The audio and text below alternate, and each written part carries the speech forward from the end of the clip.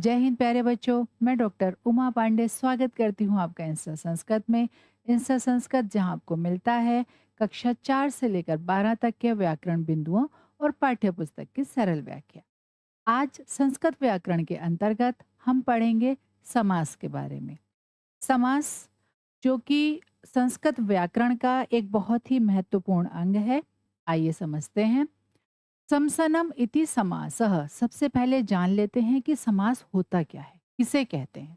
तो समसनम इति समासः अर्थात संक्षेपण, मतलब दो या दो से अधिक पदों में प्रयुक्त विभक्तियों समुच्चय बोधक च आदि को हटाकर एक पद बनाना।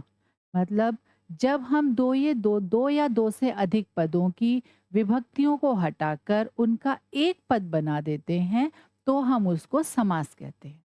अब ये समझ लेते हैं कि समास और संधि में अंतर क्या होता है, क्योंकि संधि में भी तो हम कुछ ऐसे ही करते हैं। दो शब्द होते हैं, उनको मिलाकर एक बना देते हैं। तो संधि और समास में अंतर ये होता है कि संधि हमेशा की जाती है वर्णों के बीच में। उसमें हम पहले पद का अंतिम वर्ण और दूसरे पद का पहला वर्ण देखते हैं। जबकि समास में हम क्या करते हैं, समास में हम दोनों पदों को देखते हैं और फिर उनका उनका विभक्ति और उनकी जो समुच्चय बोधक च आदि या कोई और भी जो शब्द होते हैं उनको हटाकर हम समस्त पद बनाते हैं। ठीक है, तो ये दोनों अंतर होते हैं। क्या? एक तो संधि में हम वर्णों को देखते हैं और समास में हम दोनों पदों को देखते हैं। ठीक है, समास कितने प्रकार के होते हैं और क्या-क्या उसके भेद होते हैं, आइए पहले ये जान लें। समास मुख्य रूप से 4 प्रकार के होते हैं।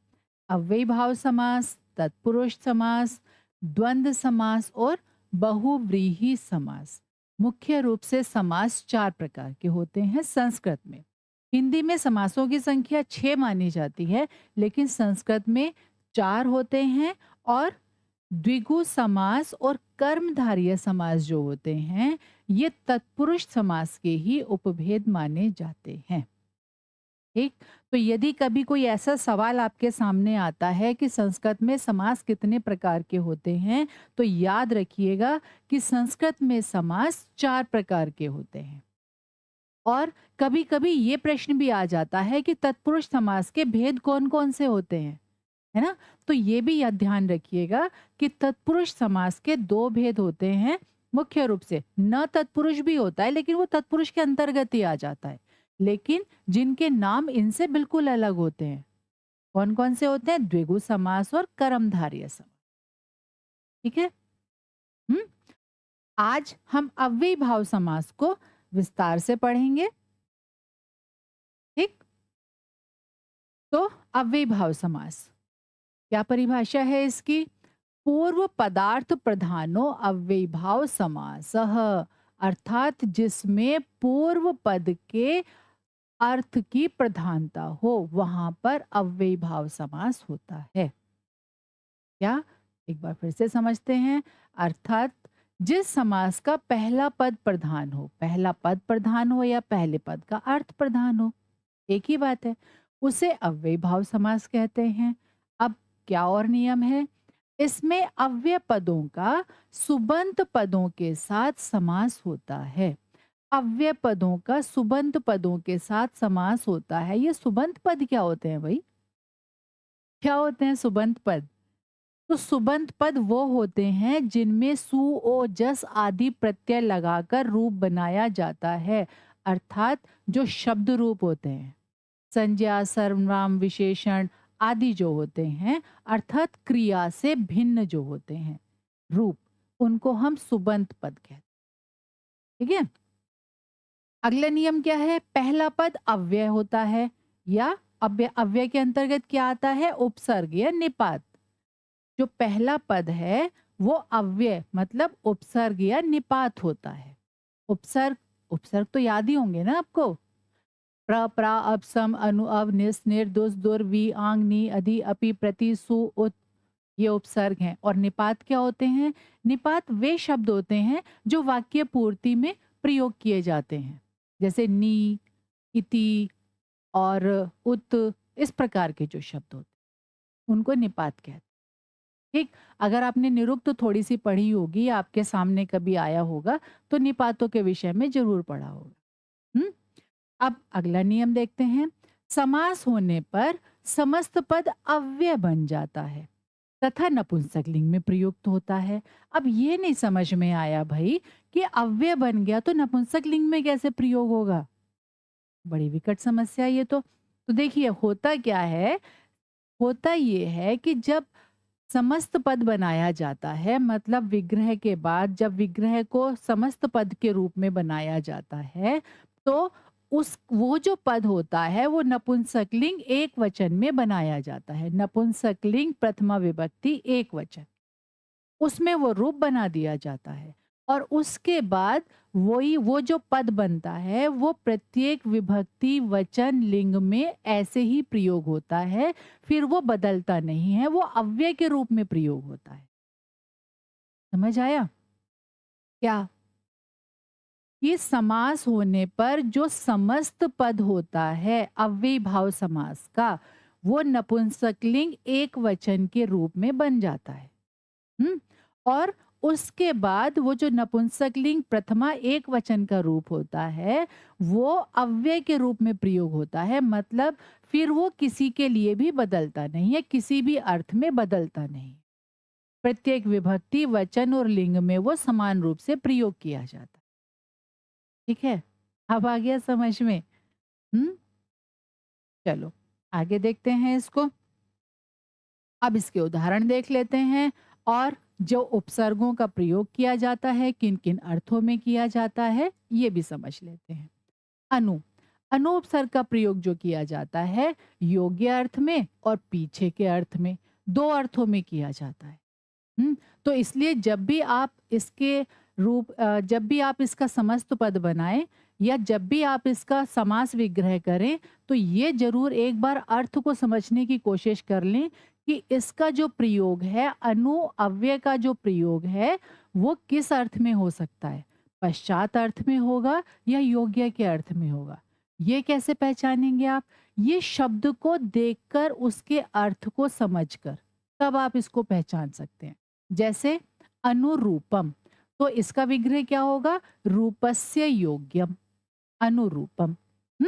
और दूसरा क्या है? अनुरथम, रथस्य पश्चात। तो देखिए दोनों में अनु उपसर्ग का प्रयोग है, लेकिन दोनों का विग्रह क्या है? एक का योग्य अर्थ में है और एक का पश्चात अर्थ में है।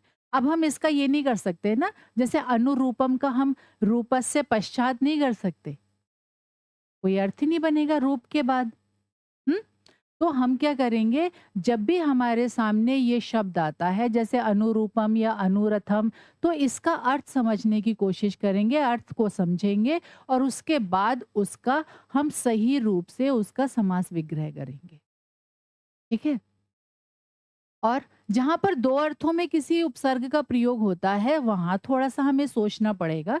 जहाँ एक अर्थ में ही होता है, वहाँ कोई समस्या नहीं होगी, वहाँ तो हम आसानी से उसका विग्रह कर पाएँगे। जैसे उप, तो उप का प्रयोग किस में होता है? समीप अर्थ में।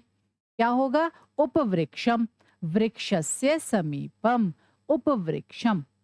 और एक और उदाहरण, उपगंगम, गंगायाः समीपम, उपगंगम। अब इसी तरह से सह, सह के योग में क्या होता है? सह किस लिए प्रयोग होता है? सह प्रयोग होता है साथ और सदृश के अर्थ में। जैसे सचित्रम, चित्रेण सहितम सचित्रम। हम्म? और सवर्णम, वर्णेन सदृशम, वर्ण के जैसा। तो यहाँ पर सचित्रम का प्रयोग हुआ साथ के लिए और सवर्णम का प्रयोग हुआ सदृश के लिए। ठीक, इस अंतर को समझकर फिर आप इसको याद कर लेना। अब आगे देखते हैं। प्रति, प्रति का प्रयोग होता है प्रत्येक अर्थ में। जैसे प्रतिग्रामम, तो क्या विग्रह होगा? ग्रामम ग्रामम प्रति, प्रतिग्रामम। ठीक है। और यथा, यथा का प्रयोग अनुसार के अर्थ में। यथा समयम, अर्थात समयम अनतिक्रम्य, अर्थात समय का उल्लंघन ना करके। तो इसका मतलब यथा समय, समय के अनुसार, है ना? यही होगा ना। अब देखिए जैसा हमने कहा था क्या कि इसका नपुंसक लिंग में रूप बन जाता है। तो देखिए अनुरूपम, अनुरथम, उपवृक्षम, उपगंगम, सचित्रम, सवर्णम, प्रतिग्रामम, यथा समयम, सब में क्या रूप बना है इसका समस्त पद का नपुंसक लिंग में। और अब चाहे हम इसका एक वचन में प्रयोग करें या बहुवचन में प्रयोग करें या किसी भी विभक्ति के अनुसार करें, इन सब का प्रयोग इसी रूप में ही होगा, ये बदलेगा नहीं। अब आ गया समझ में? हम्म। आगे और उदाहरण देखते हैं। निरुपसर्ग जिसका अर्थ होता है अभाव के अर्थ में। निर्जनम, जनानाम अभावः, अर्थात लोगों का जहां पर अभाव होता है उस स्थान को हम क्या कहते हैं? निर्जनम। ठीक है। अब क्या कहते हैं, एक और नियम दिया हुआ है। यदि उत्तर पद के आरंभ में, उत्तर पद मतलब जो दूसरा वाला पद होता है, हम्म, जो उत्तर पद के आरंभ में क, ख, प अथवा फ, इनमें से कोई एक व्यंजन हो तो निर के स्थान पर निश हो जाता है।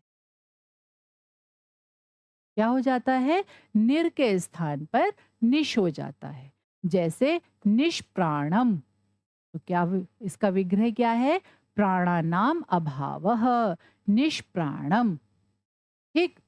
फिर समृद्धि, समृद्धि समृद्धि के अर्थ में प्रयोग किया जाता है। सुमद्रम, मद्राणाम समृद्धि। ठीक है। अधि, अधि का प्रयोग किस में होता है? सप्तमी के अर्थ में। जैसे अधिहरि, तो इसका विग्रह क्या होगा? अधौ हरि, अधिहरि। ठीक है। अत्यय, अत्यय का प्रयोग नष्ट होने के अर्थ में होता है। जैसे अति हिमम, हिमस्य अत्यय, अति हिमम। ठीक। व्यरिद्धि, व्यरिद्धि अर्थात दुर्गति के अर्थ में। जैसे दुर्यवनम, यवनानाम व्यरिद्धि, यवनों की दुर्गति। और आ उपसर्ग का प्रयोग भी किस में होता है? तक अर्थ में या पर्यंत अर्थ में। कैसे? देखिए आमरणम अर्थात मृत्यु पर्यंतम, आमरणम। जैसे हम कभी देखते हैं ना, हम कभी किसी उसके बारे में देखते हैं, कोई आंदोलन होता है तो हम उसमें क्या देखते हैं ना कि आमरण अनशन, तो वो क्या मतलब होता है? मतलब मृत्यु पर्यंतम अनशन। ये धरना कब तक है? जब तक मृत्यु ना हो जाए, तब तक हम कुछ खाएंगे पिएंगे नहीं, जब तक हमारी मांगे नहीं मानी जाएंगी। तो उसको क्या कहा जाता है? आमरणम। ठीक है। यहाँ तक समझ आ गया? हम्म। आइए अब थोड़ा सा इसका और अभ्यास करते हैं ताकि ये और अच्छे से हम इसको जान पाएंगे। देखिए उपवृक्षम शिवलिंगम अस्ति। तो अब देखिए अगर हम यहाँ पर उपवृक्षम शब्द का समास विग्रह करें तो क्या होगा? हम्म। क्या होगा? वृक्षस्य और समीपम। तो अगर समास विग्रह करके हम इस वाक्य को दोबारा लिखेंगे तो क्या बन जाएगा? वृक्षस्य समीपम शिवलिंगम अस्ति। कक्षा 9 और 10 में इसी तरह के समास पूछे जाते हैं वाक्यों में, सिर्फ शब्द नहीं दिया जाता। 8वीं तक तो फिर भी शब्द दे दिए जाते हैं कि इनका विग्रह बताइए, लेकिन कक्षा 8 के बाद से 9, 10, 11, 12 इसमें क्या होता है? आपके सामने वाक्य दिया जाता है और वाक्य में आपसे पूछा जाता है। जैसे ये है, हुँ? सीता सरामम वनम गच्छति। अब देखिए सरामम, इसको हमें क्या करना है? विग्रह करना है। संधि का हम विच्छेद करते हैं और समास का हम विग्रह करते हैं, है ना? दोनों में अंतर है। संधि हम विच्छेद करते हैं और समास में विग्रह। तो सरामम का विग्रह क्या होगा? रामेण और सहितम। तो इस वाक्य को जब हम दोबारा लिखेंगे तो क्या लिखेंगे? सीता रामेण सहितम वनम गच्छति। ठीक है। भिक्षुकः प्रतिग्रहम अटति। तो प्रतिग्रहम का विग्रह क्या होगा? हाँ, गृहम और गृहम प्रति, गृहम गृहम प्रति प्रतिगृहम। भिक्षुकः गृहम गृहम प्रति अटति। भिक्षुक प्रत्येक घर में घूमता है। ठीक। कक्षायाम छात्राः यथास्थानम उपविशन्ति। अब देखिए यथास्थानम, यथा का प्रयोग किसमें किया था? अनतिक्रम्य, अर्थात स्थानम और अनतिक्रम्य, ये म नीचे आ जाएगा, है ना। स्थानम अनतिक्रम्य अर्थात स्थान का उल्लंघन ना करके अपने अपने स्थान पर, ठीक है, या अनुसार, अपने अपने स्थान के अनुसार। ठीक। उसके बाद अगला वाक्य है कृषकाः अनुवृष्टि बीजानि वपन्ति। जो कृषक हैं, अब देखिए मैंने कहा था कि अनु के अर्थ में जब आपके सामने समस्त पद आएगा तो आपको उसके अर्थ के अनुसार उसका विग्रह करना है, उसके अर्थ को समझकर। अनुवृष्टि बीजानि वपन्ति, अब देखिए बारिश में तो कोई बीज नहीं बोया जा सकता, तो क्या होगा? बारिश के बाद ही भी बोया जाएगा, है ना। तो क्या होगा इसका? अनुवृष्टि का वृष्टि पश्चात, तो यहाँ पर क्या होगा? पश्चात अर्थ में अनु का प्रयोग हो जाएगा। कृषकाः वृष्टि पश्चात बीजानि वपन्ति। ठीक, समझ आया? तत्पुरुष समास क्या कहता है? उत्तर पदार्थ प्रधानस तत्पुरुषः, अर्थात तत्पुरुष समास में उत्तर पद का अर्थ प्रधान होता है या उत्तर पद प्रधान होता है।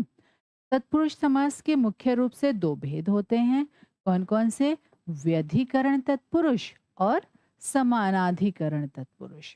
व्यधिकरण तत्पुरुष, जैसा कि इसके नाम से भी पता चलता है क्या, कि इसमें प्रथम पद और द्वितीय पद, पहला पद और दूसरा पद, है ना।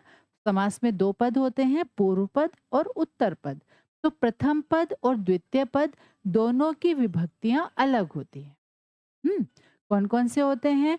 द्वितीय तत्पुरुष, तृतीय तत्पुरुष, चतुर्थी तत्पुरुष, पंचमी तत्पुरुष, षष्ठी तत्पुरुष और सप्तमी तत्पुरुष समास। ठीक है। उसके बाद अब देखते हैं समानाधिकरण तत्पुरुष। समानाधिकरण तत्पुरुष समास अर्थात जहां पर प्रथम पद और द्वितीय पद दोनों की विभक्तियां एक होती हैं, वहां पर तत्पुरुष समास होता है। ठीक है। अब तत्पुरुष समास के दो भेद और होते हैं। कौन कौन से? एक तो होता है न तत्पुरुष और एक होता है उपपद तत्पुरुष।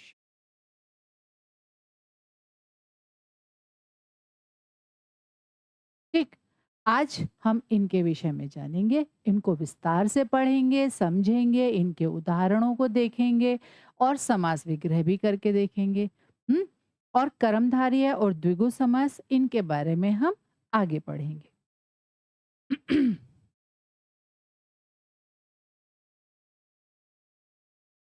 द्वितीय तत्पुरुष। द्वितीय तत्पुरुष जैसा कि इसके नाम से ही हमें पता चलता है कि इसका प्रथम पद तो द्वितीय विभक्ति में होगा और जो द्वितीय पद है उसमें अधिकतर श्रितः, अतीतः, पतितः, गतः, प्राप्तः, आपन्नः ये शब्द देखने के लिए मिलते हैं।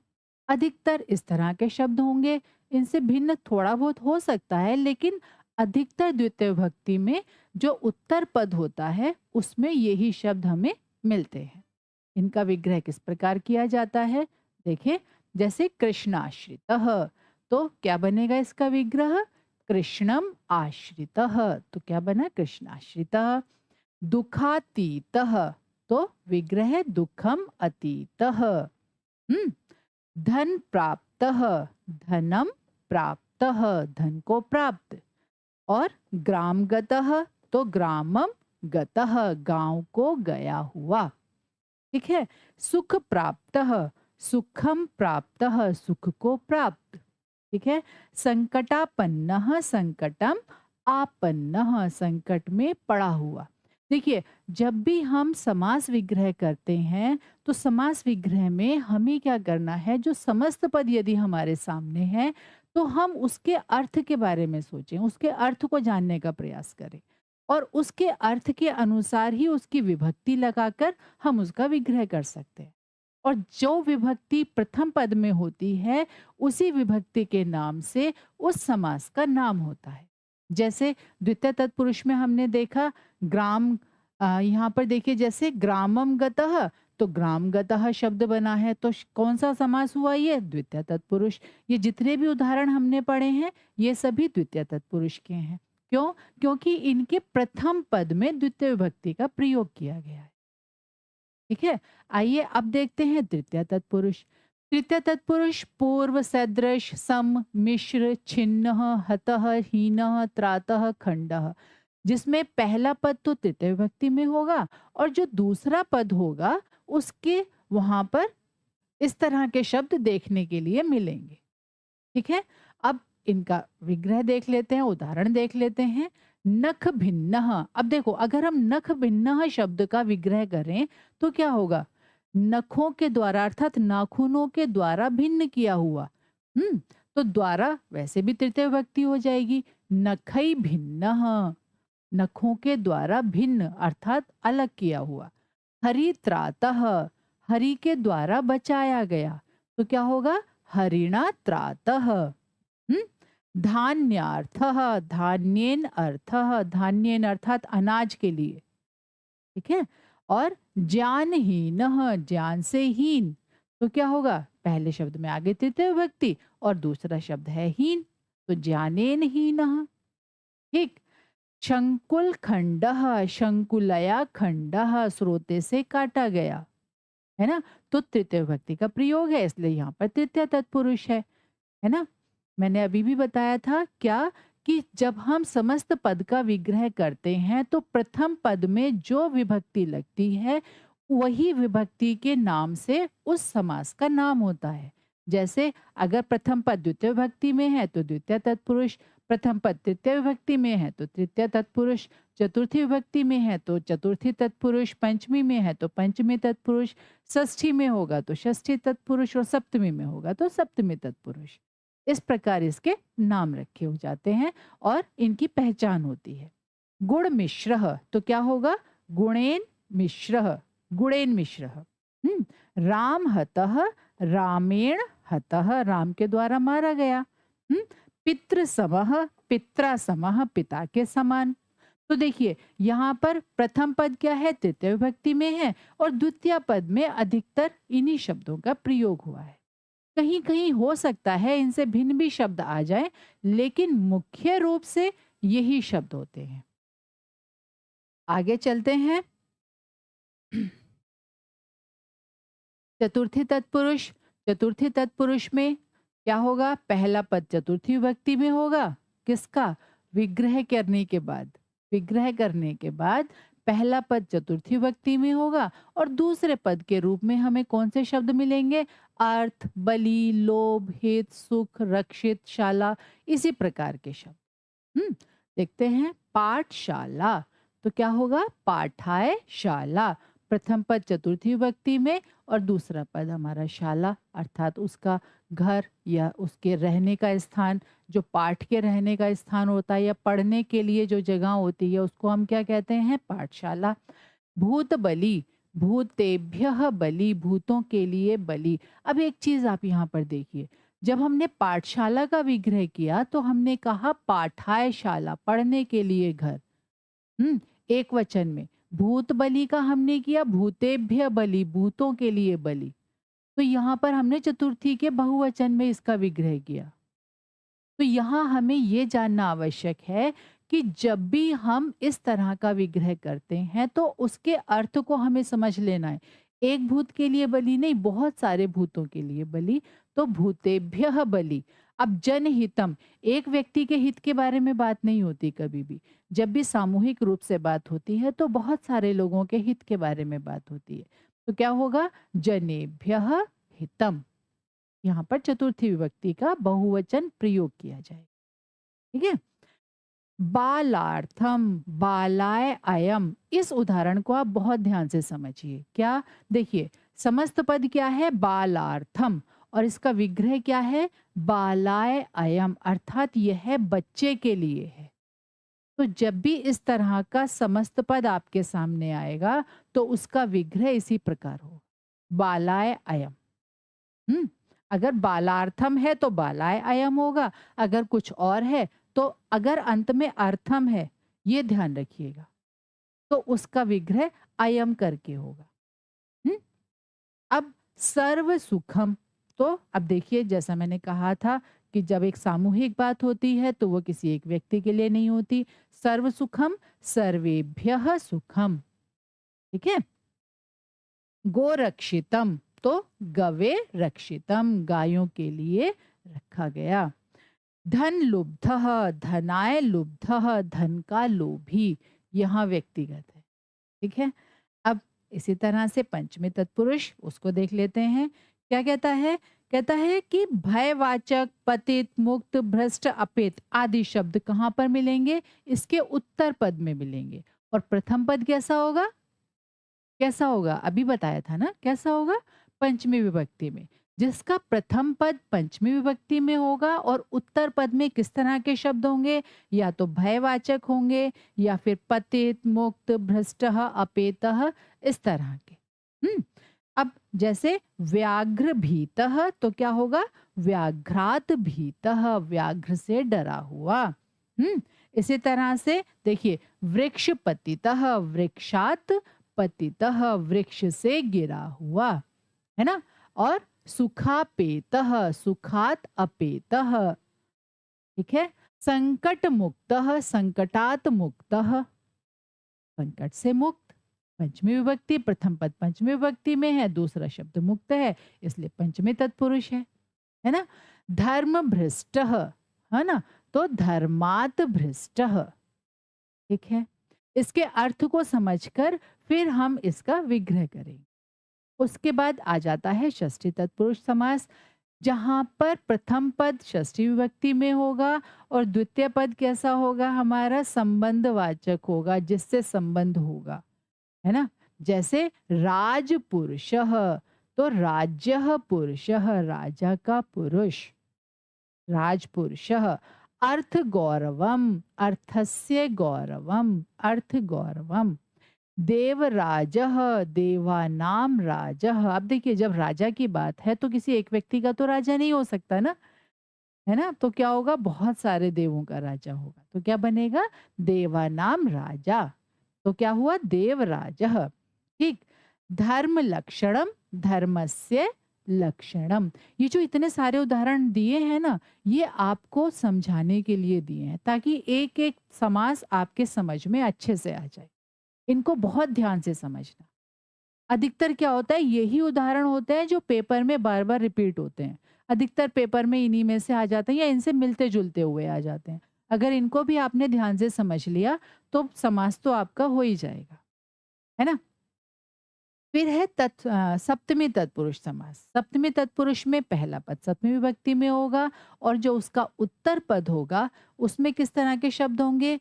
कुशल, प्रवीण, दक्ष, निपुण, सिद्ध, पटु, शौंड, बंध और रुचि।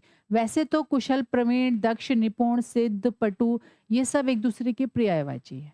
लेकिन फिर भी क्या होता है, अलग-अलग शब्दों के साथ अलग-अलग इनका प्रयोग किया जाता है ना?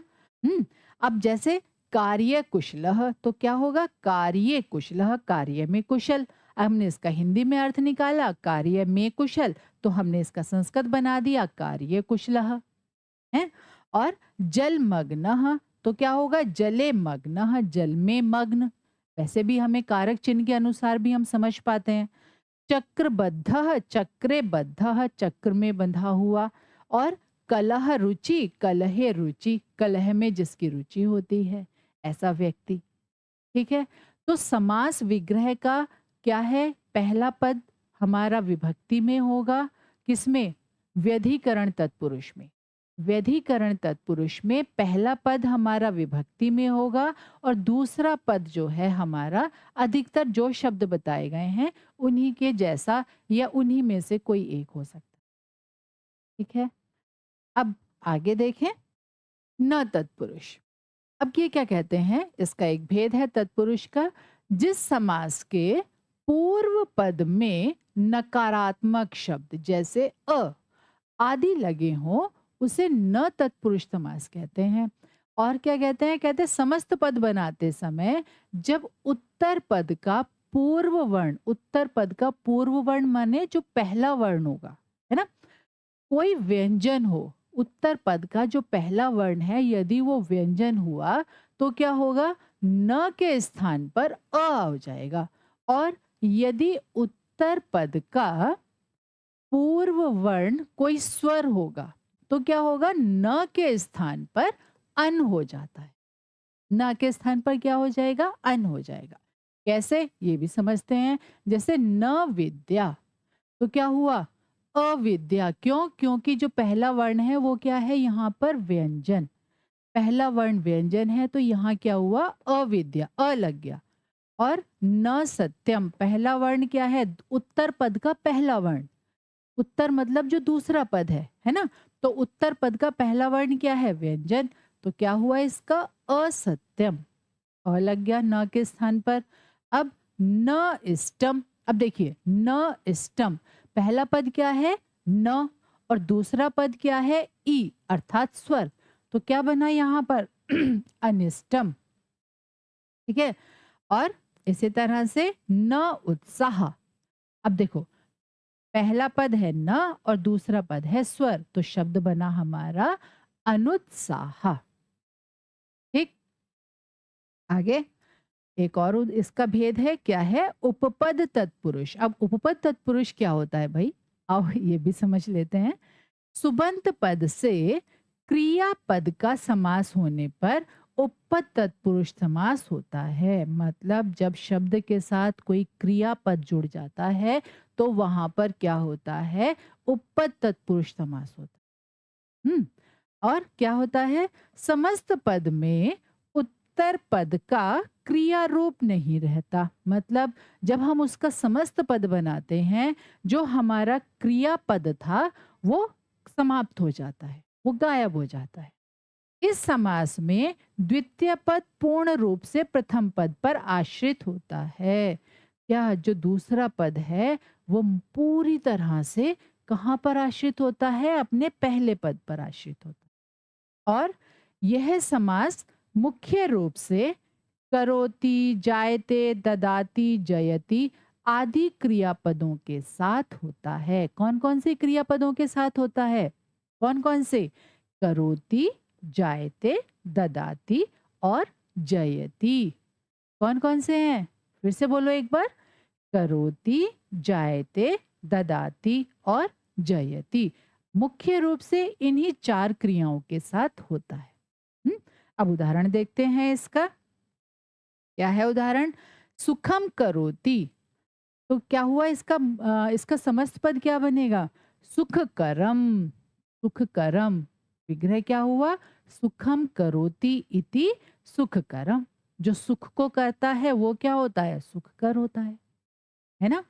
और इसी तरह से अंबुनी जायते, अर्थात जो जल में उत्पन्न होता है उसको क्या कहते हैं, अंबुजम, अर्थात कमल का फूल, है ना।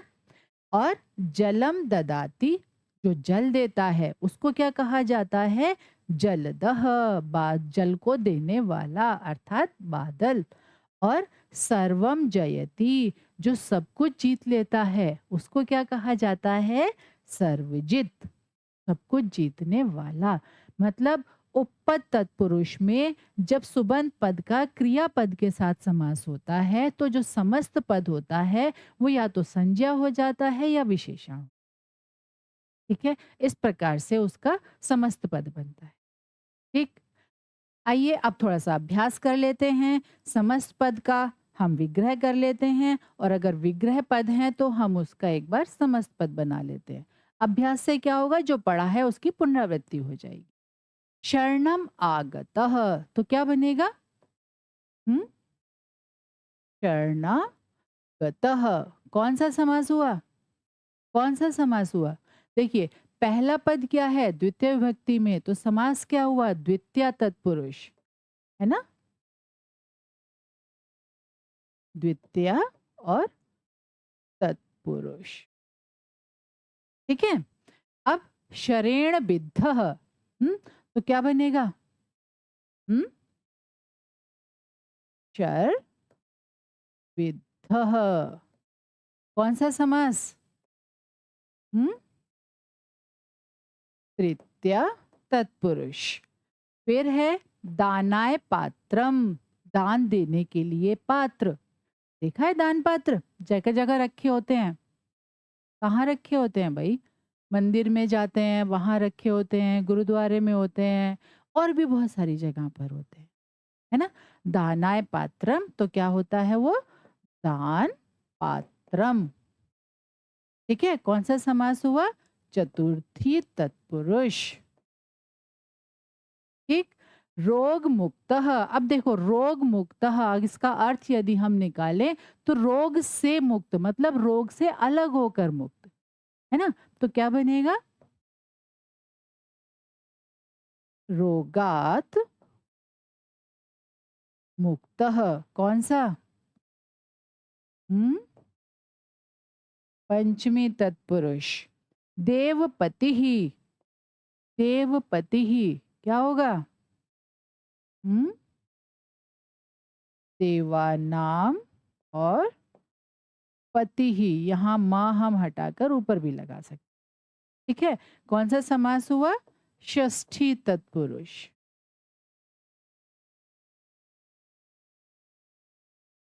ठीक है। शास्त्र प्रवीण तो क्या होगा? शास्त्रे और प्रवीण। कौन सा? हम्म, सप्तमी और तत्पुरुष। ठीक है। अनास्था क्या होगा? अनास्था। अब देखो यहाँ पर हमें देखने से ही पता चल रहा है अन लगा हुआ है, तो न आस्था। क्यों? क्योंकि पहला पद स्वर है, तो इसलिए यहाँ पर न को क्या हुआ है? अन हुआ है। तो शब्द क्या बना है हमारा? अनास्था। कौन सा समास हुआ? हाँ, न तत्पुरुष। ठीक है। और हितकरः क्या होगा? हितकरः, हितम करोति इति हितकरः। कौन सा? उपपद तत्पुरुष। ठीक, समझ आया। कर्मधारय समास, जैसा कि आपको पता है समानाधिकरण तत्पुरुष के अंतर्गत आता है। समानाधिकरण अर्थात जिसके प्रथम पद और द्वितीय पद मतलब उत्तर पद, इन दोनों की विभक्ति कैसी होती है? एक ही होती है, मतलब समान विभक्ति में दोनों पद पाए जाते हैं। ठीक है। इसके मुख्य रूप से तीन भाग होते हैं: विशेषण विशेष्य और उपमानोपमेय और अवधारणा पूर्व पद। अब सबसे पहले समझते हैं विशेषण विशेष्य क्या होता है, किसे कहा जाता है। तो देखिए जैसा कि इसके नाम से ही स्पष्ट है, विशेषण और विशेष्य, इसका एक पद विशेषण होता है और एक पद इसका विशेष्य होता है। विशेषण क्या होता है और विशेष्य क्या होता है? क्या होता है? विशेषण वो होता है जो किसी की विशेषता बताई जाती है, मतलब जो विशेषता होती है उसको विशेषण कहते हैं, और विशेष्य जिसकी विशेषता बताई जाती है वो विशेष्य कहलाता है। जैसे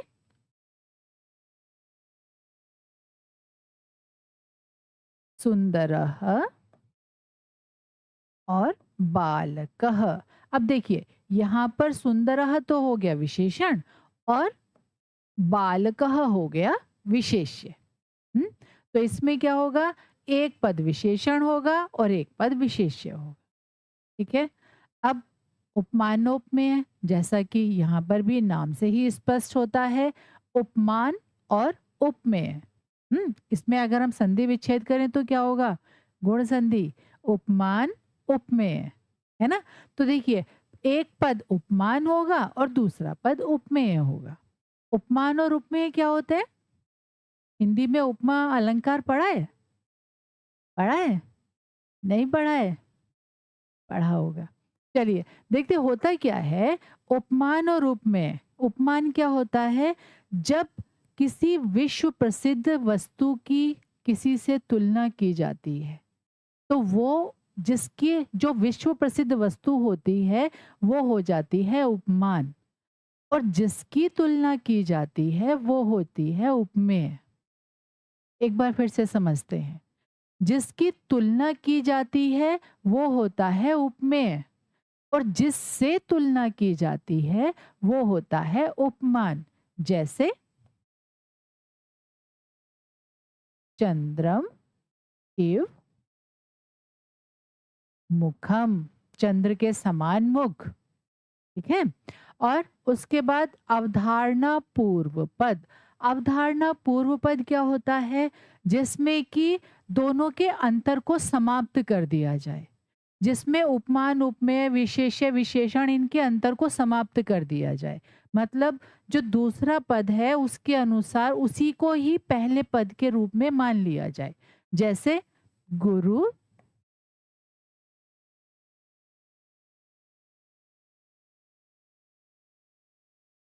गुरु एव देवः। तो गुरु एव देवः अर्थात क्या हुआ? गुरुदेवः, गुरु ही है देव, है ना? तो जिसको जिसको गुरु को ही देव के रूप में मान लिया गया है, ऐसे गुरु, तो उनको क्या कहा जाता है? गुरुदेव। इसका समस्त पद होगा गुरुदेव और इसका विग्रह हो जाएगा गुरु एव देवः। ठीक है। आइए अब विस्तार से जाने विशेषण विशेष्य। सबसे पहले इसको विस्तार से समझ लेते हैं। समास के दोनों पदों में विशेषण और विशेष्य का संबंध होता है। जो दो पद होते हैं, एक पूर्व पद एक उत्तर पद। जो पूर्व पद होगा या तो वो विशेषण होगा या वो विशेष्य होगा। वैसे अधिकतर पहला पद विशेषण ही होता है, दूसरा विशेष्य होता है, लेकिन कभी कभी ये बदल भी जाता है। तो हमें क्या करना है? बस उसको समझना है। एक पद विशेषण एक पद विशेष्य, और दोनों पदों के बीच में च, असौ और तत्, इन शब्दों के द्वारा क्या होता है? उनका विग्रह किया जाता है। इन शब्दों से, किन से? च, असौ और तत् से, इन शब्दों का, किसका? जो समस्त पद होता है उसका विग्रह किया जाता है। ठीक। और क्या कहते हैं? सु के लिए सुंदर और कु के लिए कुत्सित का प्रयोग किया जाता है। मतलब अगर समस्त पद में पहला पद सु है तो उसके लिए सुंदर, और दूसरा अगर कु है तो उसके लिए कुत्सित। अब जब हम विग्रह करेंगे और अच्छे से समझ लेंगे। जैसे एक उदाहरण देखते हैं, वीर बालह, तो क्या होगा? वीरह बालह। और सुंदर पुस्तकम, सुंदरम पुस्तकम। अब देखिए यहाँ एक चीज का ध्यान और रखिएगा, क्या? कि जो हमारा उत्तर पद होगा, जो हमारा बाद वाला अर्थात उत्तर पद जो होगा, उसी के अनुसार हमारे समस्त पद का लिंग होगा। अगर उत्तर पद हमारा पुल्लिंग में है तो समस्त पद भी हमारा पुल्लिंग में होगा। उत्तर पद हमारा स्त्रीलिंग में है तो समस्त पद स्त्रीलिंग में होगा। उत्तर पद हमारा नपुंसक लिंग में है तो समस्त पद भी हमारा नपुंसक लिंग में होगा। ये तीनों पर निर्भर होगा, मतलब विशेषण विशेष्य, उपमान उपमेय और अवधारणा पूर्व पद। लेकिन यहाँ पर जो हमारा विशेषण विशेष्य है, यहाँ पर क्या होगा? यहाँ पर जो हमारा विशेष्य होगा, मतलब विशेष्य यदि हमारा पुल्लिंग में है तो विशेषण भी हमारा पुल्लिंग में होगा। विशेष्य यदि हमारा स्त्रीलिंग में है तो उसका विशेषण भी स्त्रीलिंग में होगा। और विशेष्य अगर हमारा नपुंसक लिंग में है तो उसका विशेषण भी नपुंसक लिंग में ही होगा। ठीक। जैसे कृष्णः सर्पः, तो देखिए कृष्णः च असौ सर्पः, इसका विग्रह क्या हुआ? कृष्णः च असौ सर्पः, अर्थात ऐसा सर्प जो कैसा है? काला है। ठीक। और नीलकंठम, नीलम कंठम, जो कंठ है वो कैसा है? नीला। अब और उदाहरण देखते हैं, नरसिंह। अब देखिए इसका विग्रह क्या होगा? नरः च असौ सिंहः च। अब देखिए जो नरसिंह है ये क्या है? ये ईश्वर का जो एक रूप था उसके बारे में है। जैसे क्या था? नरः च असौ सिंहः च, जो मनुष्य भी है और सिंह भी है। तो नरः च असौ सिंहः च, ये इसका विग्रह हुआ। ठीक। फिर श्वेत कृष्णः, श्वेतः च कृष्णः च। देखिए यहाँ पर दोनों पद, प्रथम पद अर्थात पूर्व पद और उत्तर पद, है ना, ये दोनों पद क्या है? विशेषण है। दोनों पद विशेषण है ना? तो क्या होगा? श्वेतः च कृष्णः च, सफेद भी है और काला भी है। हम्म। सुपुरुषः, अब देखिए ये उदाहरण आ गया हमारा इसका, सु के लिए सुंदर और कु के लिए कुत्सित। जैसे अगर हमारे समस्त पद में पहला पद आता है सु, सुपुरुषः, तो इसका विग्रह क्या हो जाएगा? सुंदरः पुरुषः। और कुपुत्रः कुत्सितः पुत्रः। ठीक है। हम्म। आगे चलते हैं, थोड़ा सा और इसको समझते हैं, उपमानोपमेय इसको देखते हैं। देखिए, उपमानोपमेय कर्मधारय समास क्या होता है? इसमें उपमान और उपमेय वाचक शब्दों को एव या इव आदि शब्दों से जोड़ा जाता है, क्योंकि यहाँ पर तुलना की जाती है। यहाँ पर क्या होता है? तुलना के द्वारा इनको बताया जाता है। जैसे घन इव श्यामः, तो बादलों के समान कैसा? काला। तो तुलना किससे की जा रही है? कोई चीज यदि काली है और उसकी तुलना कैसे की जा रही है? बादलों से। कैसी काली है? जैसे काले बादल होते हैं। काले बादल कब होते हैं? जब बारिश होने वाली होती है ना? तो क्या हुआ? घन श्यामः। ठीक। इसी तरह कुसुमम इव कोमलम, तो कुसुम कोमलम समस्त पद बना इसका, कुसुम कोमलम। और चंद्रः इव मुखम, चंद्रमा के समान मुख, चंद्रमुखम। ठीक है। शैल इव उन्नतः, शैलोन्नतः, कैसा? कैसा ऊंचा? पर्वत के समान ऊंचा, इतना ऊंचा जितना ऊंचा पर्वत होता है, शैलोन्नतः। वज्रम इव कठोरम, वज्र कठोरम, इतना कठोर जितना कठोर वज्र होता है। तो यहाँ वज्र से तुलना की गई है किसी वस्तु की, है ना? कितना कठोर है? जितना कठोर वज्र होता है उतना कठोर। ठीक है। आइए और उदाहरण देखें इसके। पुरुषः व्याघ्रः इव, अब देखिए कभी कभी ऐसा होता है कि जो उपमान होता है वो प्रथम पद में होता है और उपमेय जो होता है वो द्वितीय पद होता है, मतलब उत्तर पद होता है। लेकिन कभी कभी प्रथम पद उपमेय हो जाता है और द्वितीय पद उपमान हो जाता है। जैसे पुरुषः व्याघ्रः इव, तो पुरुष कैसा? व्याघ्र के समान। तो क्या होगा समस्त पद? पुरुष व्याघ्र।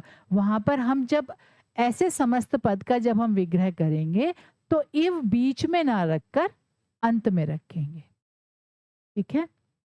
जैसे पुरुष सिंह, तो क्या होगा? पुरुषः सिंह इव, पुरुष शेर के समान। और पुरुष शर्भः, अर्थात पुरुषः ऋषभः इव, कैसा? बैल के समान। कर किसलयम, कर किसलयम अर्थात करह किसलयम इव, मतलब जो हाथ हैं वो इतने कोमल हैं जैसे कि कोमल कोमल पत्ते होते हैं पेड़ों के, ऐसे। और मुख कमलम, मुखम कमलम इव, मुख कमल के समान। ठीक है। और पुरुष नागः, पुरुषः नागः इव, जो दुर्जन व्यक्ति होते हैं ना उनके लिए तुलना की जाती है। पुरुष नागः उनके लिए कहा जाता है ना? पुरुषः नागः इव, कैसा पुरुष है? नाग के समान, उतना जहरीला, उतना खतरनाक, उतना दुर्जन, उतना कष्ट देने वाला, तो उसको क्या कहते हैं? पुरुष नागः। और अवधारणा पूर्व पद, जब पूर्व पद और उत्तर पद में अंतर समाप्त करके उसको ऐसे मान लिया जाए, जैसे विद्या एव धनम, तो विद्या ही धन है, तो उसको क्या कहते हैं? विद्या धनम। ठीक है। गुरु एव देवः, गुरु देवः, गुरु ही देव हैं। वो गुरु जो जीवन को पार लगाते हैं, वो गुरु जो हमें अंधकार से प्रकाश की ओर ले जाते हैं, वो गुरु जो हमें अज्ञान से ज्ञान की ओर ले जाते हैं, तो ऐसे गुरु को ही देवता कहा जाता है। तपः एव धनम, तपो धनम, तप ही धन है। तो ऐसा तपोधन। वेद एव संपत, वेद ही संपत्ति है, वेद संपत। ठीक, ठीक है। आइए अब क्या करते हैं, अब थोड़ा सा अभ्यास कर लेते हैं। अभ्यास से क्या होगा, जो हमने पढ़ा है उसकी पुनरावृत्ति हो जाएगी। पीतम अंबरम, तो अब क्या करते हैं, इसका हम समस्त पद बनाते हैं। तो क्या बनेगा, हम्म पीतांबरम, पीतम अंबरम, पीतांबरम। फिर रक्तम कमलम, क्या होगा, हाँ, कमल के समान लाल, रक्तम कमलम। दीर्घा रज्जुहु, कैसी है, रस्सी, हम्म दीर्घ रज्जुहु, रज्जु कैसी है, दीर्घ है, बड़ी है ना। ठीक है। और फिर कुत्सित राजा, क्या होगा, हम्म कुराजा।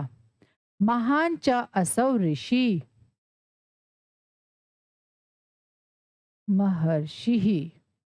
ठीक है।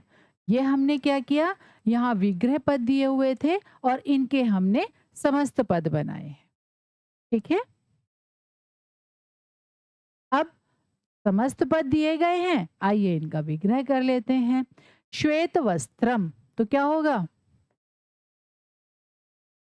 श्वेतम और वस्त्रम।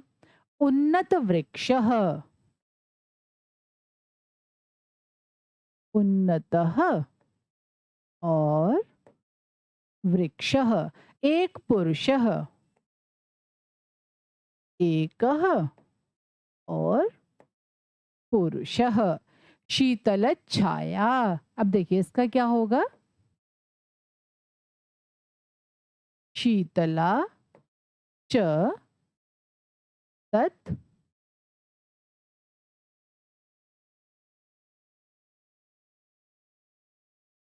छाया, शीतला च तत् छाया। नीलोत्पलम, क्या होगा, नीलम उत्पलम। ठीक है। आज हमने समझा किसके विषय में, कर्मधारय समास के बारे में। आज द्विगु समास, सबसे पहले इसके कुछ नियम हैं, उनको ध्यानपूर्वक समझते हैं। संख्या पूर्व द्विगु, इस पाणिनीय सूत्र के अनुसार, ये महर्षि पाणिनि का एक सूत्र है। क्या, संख्या पूर्व द्विगु, अर्थात जब कर्मधारय समास का पूर्व पद, देखिए होता ये भी कर्मधारय समास की तरह ही है, लेकिन क्या कहते हैं, जब कर्मधारय समास का पूर्व पद संख्यावाची तथा उत्तर पद संज्ञावाचक होता है, तब वह द्विगु समास कहलाता है।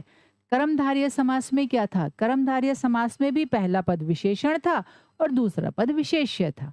उसी की तरह द्विगु समास होता है और इसको भी कर्मधारय समास के समान ही कहा गया है, या कर्मधारय समास का ही ये एक भेद माना जाता है। तो इसलिए पाणिनि ने भी क्या कहा है, संख्या पूर्व द्विगु। एक बार फिर से समझते हैं क्या, कि जब कर्मधारय समास या कर्मधारय को यदि हम एक बार के लिए हटा भी दें यहाँ से, तो जब किसी भी समास का पूर्व पद संख्यावाची होता है तथा उत्तर पद संज्ञावाचक होता है, तब वह द्विगु समास कहलाता है। इसका तो बहुत ही आसान है इसको पहचानना, क्या, कि पहला पद संख्यावाची होगा ही होगा, और जब पहला पद संख्यावाची होगा तो इसका मतलब क्या है, ये द्विगु समास है ना। अब दूसरा नियम, यह समास प्राय समूह अर्थ में होता है, हमेशा ये समूह के अर्थ में ही प्रयोग किया जाता है।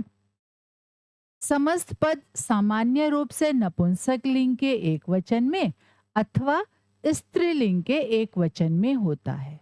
जब इसका समस्त पद होता है, जब इसको हम समस्त पद बनाते हैं, तो वो किस में होगा, या तो नपुंसक लिंग के एक वचन में होगा या फिर स्त्रीलिंग के एक वचन में होगा। ठीक है। इसके विग्रह में षष्ठी विभक्ति का प्रयोग किया जाता है। जब समस्त पद का हम विग्रह करते हैं तो इसको विग्रह करते समय हम षष्ठी विभक्ति का प्रयोग करते हैं। ठीक, आइए इसका उदाहरण देख लेते हैं। जैसे सप्तानाम दिनानाम समाहारः, तो क्या होगा? सप्त दिनम। अब देखिए 7 दिनों का समूह। वैसे तो यहाँ पर सप्ताह नाम में भी बहुवचन है, दिना नाम में भी बहुवचन है और समाहार मतलब समूह, लेकिन इसका जो समस्त पद बना है वो किस में बना है? नपुंसक लिंग के एक वचन में, नियम के अनुसार।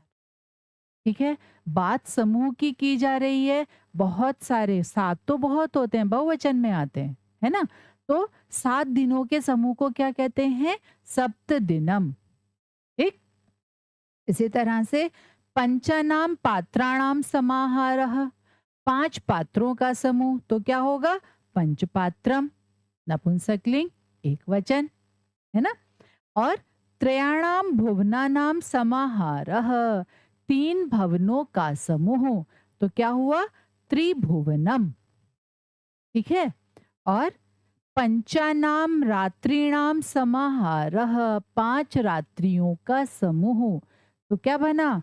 पंच रात्रम। आसानी है, ज्यादा मुश्किल नहीं है समझना, है ना? पहला पद संख्यावाची है, दूसरा पद संज्ञा है, और क्या है? हमेशा उनके समूह के बारे में बात की गई है। और जो इसका समस्त पद बना है वो क्या बना है? या तो नपुंसकलिंग का एक वचन या स्त्रीलिंग का एक वचन। अब आगे का उदाहरण देख लेते हैं, और उदाहरण से क्या होगा, स्त्रीलिंग में कैसे बनेंगे ये भी समझ जाएंगे, है ना? द्विगु इकारांत स्त्रीलिंग, उदाहरण क्या है इसका? पहला उदाहरण देख लेते हैं। देखिए, एक तो ध्यान रखिएगा, ईकारांत, हमेशा जब भी इसका स्त्रीलिंग में समस्त पद बनेगा तो हमेशा वहां पर बड़ी ई की मात्रा ही आएगी। जैसे त्रयाणाम लोकानाम समाहारः, तो क्या हुआ? त्रिलोकी, स्त्रीलिंग एक वचन। और पंचानाम वटानाम समाहारः, तो यहाँ पर क्या बना? पंचवटी। ठीक है, और सप्तानाम शतानाम समाहारः, 7 शताब्दियों का समूह, सप्तशती। ठीक, और अष्टानाम अध्यायानाम समाहारः, तो क्या बना? अष्टाध्यायी। अष्टाध्यायी क्या होता है भाई? नाम सुना है अष्टाध्यायी का? हम्म, महर्षि पाणिनि की सबसे विख्यात, सबसे प्रसिद्ध पुस्तक अष्टाध्यायी। अगर आपने पढ़ ली तो फिर आपकी संस्कृत व्याकरण परफेक्ट, बहुत अच्छी। उसको अगर आपने याद कर लिया तो फिर तो संस्कृत भाषा आपके लिए बहुत ही सरल हो जाएगी। हम्म, आइए अब अभ्यास कार्य करते हैं। थोड़े से अभ्यास से क्या होगा, इनकी पुनरावृत्ति हो जाएगी। जैसे पंचानाम तंत्राणाम समाहारः, तो क्या होगा? हम्म, क्या होगा भाई? पंच तंत्रम, पंचानाम तंत्राणाम समाहारः पंचतंत्रम। क्या है पंचतंत्र? हम्म, याद है? एक पुस्तक है जिसमें बच्चों के लिए बहुत ही सुंदर प्रेरणाप्रद कहानियां लिखी हुई हैं, कविताएं नहीं, कहानियां। चतुर्णाम युगानाम समाहारः, 4 युगों का समूह, क्या हो जाएगा? हम्म, चतुर्युगम। ठीक है, और फिर सप्तानाम ऋषिणाम समाहारः, क्या बनेगा? हम्म, सप्तर्षि ही। ठीक है, सप्तनाम अहनानाम समाहारः, क्या बनेगा? हम्म, सप्ताह। ठीक है, और शतानाम अब्दानाम समाहारः, तो शताब्दी। ठीक है, आइए आगे चले। द्वंद्व समास जिसकी परिभाषा है, उभय पदार्थ प्रधानो द्वंद्वः, अर्थात इस समास में दोनों पद अथवा दो से यदि अधिक पद भी हैं तो वो भी, है ना। तो दोनों पद या जितने भी पद हैं उन सभी पदों की प्रधानता होती है। एक बार फिर से समझते हैं क्या। उभय पदार्थ प्रधानो द्वंद्वः, अर्थात जिस समास में दोनों पदों के अर्थ प्रधान होते हैं, अगर दो पद हैं तो दोनों पदों के अर्थ, और अगर दो से अधिक हैं तो उन सभी पदों के अर्थ, है ना, प्रधान होते हैं, वहां पर क्या होता है, द्वंद्व समास। द्वंद्व समास मुख्य रूप से तीन भागों में बांटा जाता है या उसके तीन प्रकार होते हैं। एक इतरेतर द्वंद्व, दूसरा समाहार द्वंद्व और फिर एक शेष द्वंद्व। देखिए वैसे तो इनके नाम से भी हमें पता चल रहा है कि इन तीनों की अपनी क्या विशेषता है। क्या क्या विशेषता है ऐसा देखते हैं। जैसे इतरेतर द्वंद्व, अब देखिए इतरेतर, इतर और इतर, अगर हम इसी शब्द को देखें, इतर और इतर मतलब वो दो शब्द जो अलग अलग दिखते हैं, अलग अलग रूप से जुड़े होते हैं और दोनों की अपनी प्रधानता है ना। और इसी तरह से समाहार द्वंद्व, समाहार अर्थात समूह, जो द्वंद्व मतलब जुड़े हैं और समूह का बोध कराते हैं। हुँ? और इसी तरह एक शेष द्वंद्व मतलब समास तो है, द्वंद्व तो है, जुड़ा तो है, लेकिन फिर क्या है, उसमें एक शेष रह जाता है।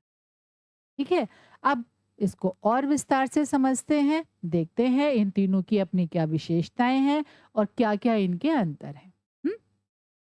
सबसे पहले इतरेतर द्वंद्व, इस समास में दो या दो से अधिक पदों का योग होता है, या तो दो का होगा या दो से अधिक का होगा। हुँ? इसमें दोनों पद प्रधान होते हैं, दोनों पद हैं तो दोनों प्रधान हैं, और दो से अधिक हैं तो वो भी। दूसरा नियम क्या कहता है, इस समास में यदि दो पद हैं तो समस्त पद द्विवचन में होता है। अगर दो पदों का समावेश है, दो पदों को जोड़ा गया है, तो क्या होगा, किससे होगा, उसका जो समस्त पद होगा वो द्विवचन में होगा।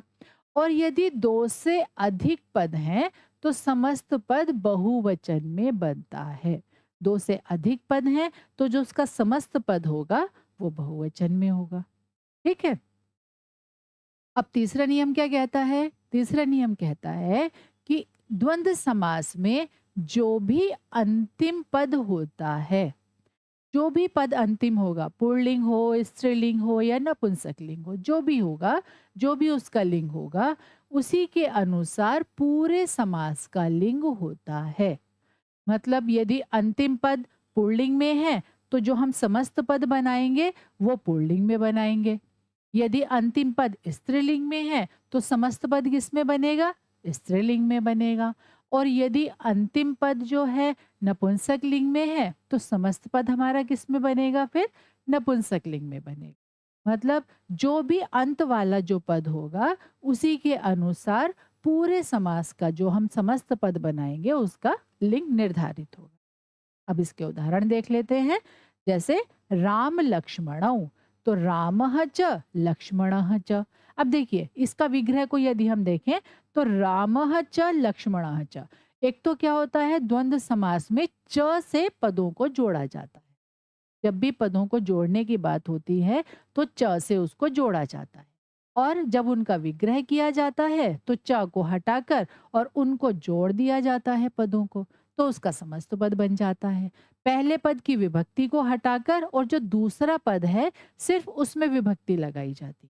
और दूसरे पद में विभक्ति कैसे लगाई जाती है वो अभी अब बताया ही था, क्या कि यदि दो पद हैं तो द्विवचन में, और यदि दो से अधिक पद हैं तो बहुवचन की विभक्ति लगाई जाती है। ठीक है। उसके बाद अब इसका अगला उदाहरण देखते हैं। राम भरत लक्ष्मणा, हाँ, राम भरत लक्ष्मणा, हाँ। अब देखिए यहाँ पर क्या है, इस समस्त पद को यदि हम ध्यान से देखें तो यहाँ समस्त पद में बहुवचन है, प्रथमा विभक्ति बहुवचन, है ना। क्यों, क्योंकि यहाँ पर तीन पदों का समावेश है। इस समस्त पद में तीन पदों का समावेश है। कौन कौन से हैं, रामः च, भरतः च और लक्ष्मणः च, है ना। क्या था हमारा दूसरा नियम था ना कि यदि समास में दो पद हैं तो समस्त पद द्विवचन में होगा, जैसा कि हमारे इस पहले वाले समास में है, पहले वाले उदाहरण में है। और यदि दो से अधिक पद हैं तो समस्त पद बहुवचन में होगा, जैसा कि दूसरे वाले उदाहरण में स्पष्ट किया गया है। क्या? रामः च भरतः च लक्ष्मणः च। तो इसका समस्त पद क्या बना हमारा? राम भरत लक्ष्मणाः। ठीक है। फिर फल पुष्पाणि। अब इसका विग्रह क्या होगा? फलानि च पुष्पाणि च। फलानि च पुष्पाणि च। अब इसको भी जरा ध्यान से समझ लीजिए। क्या? कि देखिए फल पुष्पाणि, फलानि च और पुष्पाणि च। तो यहाँ पर क्या किया गया है? पहले पद के वचन का लोप करके दूसरे पद में बहुवचन का प्रयोग किया गया है। और जब हमने इसका विग्रह किया तो क्या बना? फलानि च पुष्पाणि च। बहुत सारे फल और बहुत सारे पुष्प। ठीक। अगला उदाहरण, बसंत ग्रीष्मौ। अब क्या होगा? वसंतः च और ग्रीष्मः च। ठीक है। इसी तरह से गंगा यमुने। तो क्या होगा? गंगा च और यमुना च। अब देखिए यहाँ पर क्या है? ये समस्त पद स्त्रीलिंग में है, तो यहाँ पर दो नदियों के नाम दिए गए हैं। क्या? गंगा और यमुना। जब हमने इसका विग्रह किया तो गंगा च यमुना च, लेकिन जब हमने इसका समस्त पद बनाया तो समस्त पद इसका द्विवचन में बन गया, गंगा यमुने। यमुना आकारांत शब्द है तो इसलिए हमने आकारांत के अनुसार द्विवचन का यहाँ पर प्रयोग किया। ठीक है। अब मयूरी कुक्कटौ। अब देखो यहाँ पर पहला शब्द मयूरी क्या है हमारा? स्त्रीलिंग, और दूसरा कुक्कट क्या है? पुल्लिंग। लेकिन यहाँ पर क्या है? जो बाद वाला जो हमारा पद है उसके अनुसार समस्त पद दिया गया है। मयूरी कुक्कटौ, है ना, पुल्लिंग के अनुसार। इसका विग्रह क्या होगा? मयूरी च और कुक्कुटः च। ठीक। समझ आया इतरेतर द्वंद? इतरेतर द्वंद में क्या होता है? एक बार फिर से इसके नियम को समझते हैं। इस समास में दो या दो से अधिक पदों का योग होता है और इसमें दोनों पद प्रधान होते हैं। दोनों पद या तीनों पद, जितने भी पदों का उसमें समावेश किया जाता है। फिर इस समास में यदि दो पद हैं तो समस्त पद द्विवचन में होगा, जैसा कि पहले उदाहरण में है। और यदि दो से अधिक पद हैं तो समस्त पद बहुवचन में होगा, जैसा कि हमारे इस उदाहरण में स्पष्ट हुआ है। फिर इस द्वंद्व समास में जो भी अंतिम पद होता है उसी के अनुसार पूरे समास का लिंग होता है, जैसा हमने इस नीचे वाले उदाहरण से स्पष्ट किया। ठीक है। अब चलते हैं इसके अगले भेद की ओर। अगला भेद क्या कहता है हमसे? समाहार द्वंद। समाहार द्वंद में क्या है इसके नियम? समास में ऐसी संज्ञाएं जो च से जुड़ी होने पर अपना अलग अर्थ तो बताती हैं, मतलब च से तो जुड़ी होती हैं, अपना अलग अर्थ भी बताती हैं, पर समाहार अर्थात समूह का बोध कराती हैं, एक समूह के बारे में बताती, और तो वह क्या होता है? समाहार द्वंद कहा जाता है। ठीक है। इस समास में जो पद होते हैं उनके अतिरिक्त अन्य पद भी छिपे हुए रहते हैं। मतलब जो पद यहाँ पर दिखाई दे रहे हैं उनके अनुसार और भी पदों का उसमें समावेश होता है। उन वो अपने जैसे और पदों के बारे में एक इशारा करते हैं, बताते हैं कि हाँ ऐसा है ना।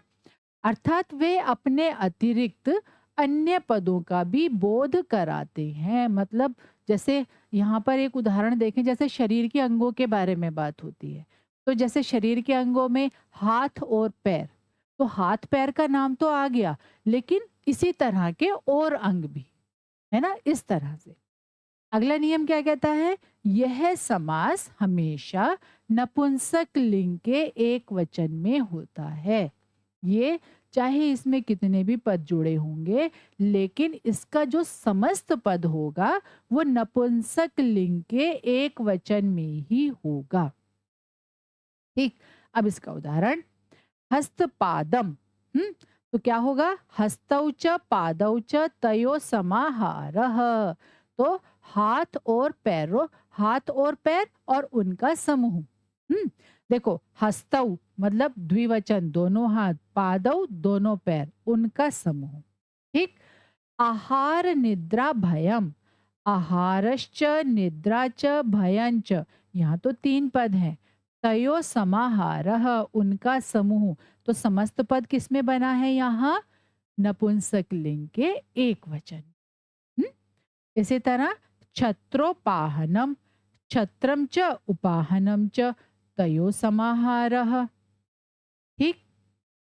देखिए यहाँ पर एक चीज और देखिएगा, छत्रम च उपाहनम च, जब इनको जोड़ा तो यहाँ संधि भी हो गई है, ऊ को ओ हो गया है, गुण संधि, है ना।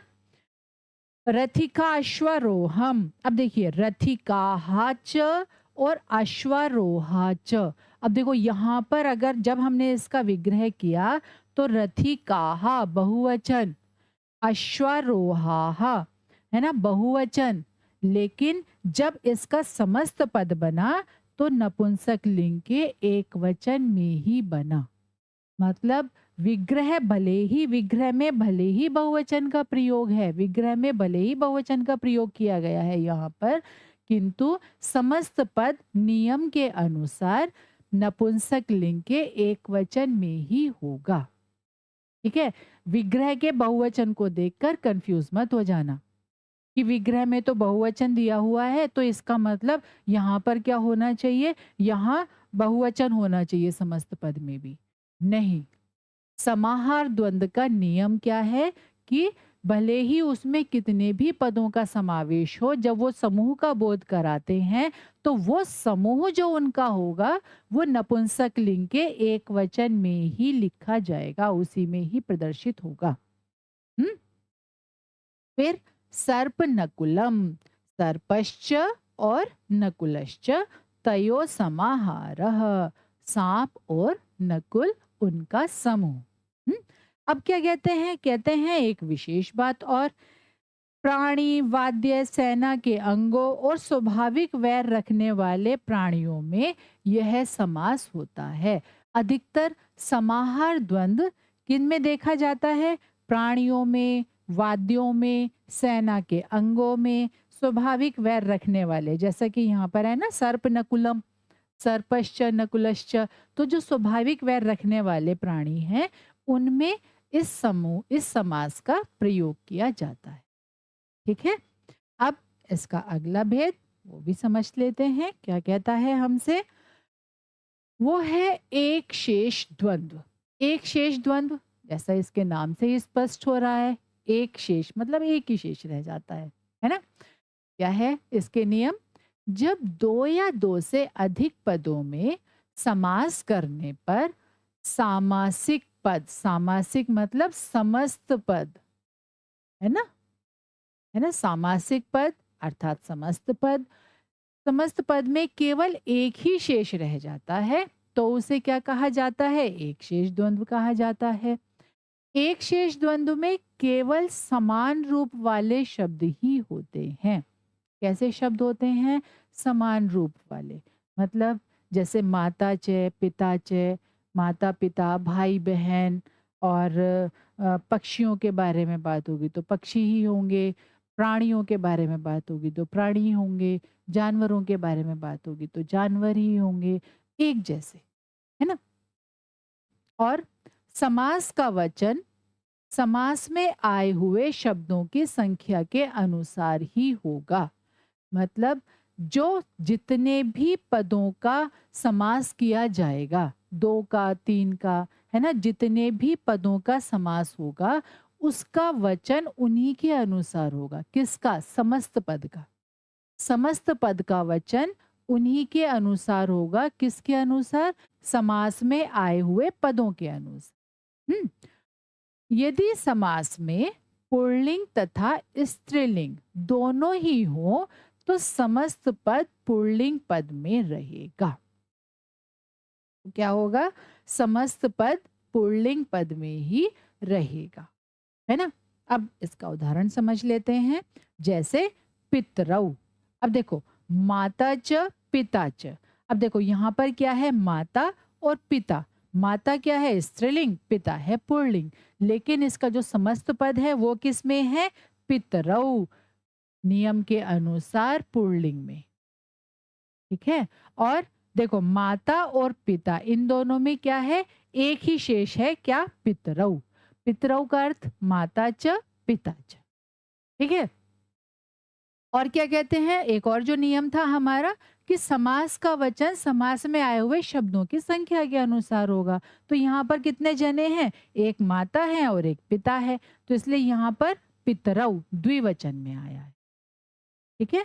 और पुत्रौ, पुत्रश्च दुहिता च। अब पुत्र और पुत्री इन दोनों का समास जब हुआ तो नियम के अनुसार क्या हुआ, समस्त पद पुल्लिंग में आया, तो क्या बना, पुत्रौ। फिर अजौ, अजाच, अजश्च, अजा और अज। ठीक है। चटकौ, चटका च, चटकश्च, चटका और चटक। ठीक है। फिर भ्रातरौ, भ्राता च, स्वसा च, भ्राता और बहन। समझ आया। एक शेष द्वंद, जब क्या होता है, दो पदों में से केवल एक ही शेष रह जाता है तो वहां पर एक शेष द्वंद्व कहा जाता है, एक शेष द्वंद्व होता है। ठीक। आइए अब थोड़े से उदाहरण कर लेते हैं, उदाहरण से इनकी और पुनरावृत्ति हो जाएगी। जैसे शिव केशवौ, तो क्या बनेगा, शिवः च और केशवः च। हरिहरौ, क्या होगा, हरि च और हरः च। ठीक है। धर्मार्थौ, तो धर्मः च और अर्थः च। छत्रोपाहनम, तो क्या बनेगा, छत्रम च और उपाहनम च। यहाँ पर म हम ऊपर ले लेंगे, है ना। तयो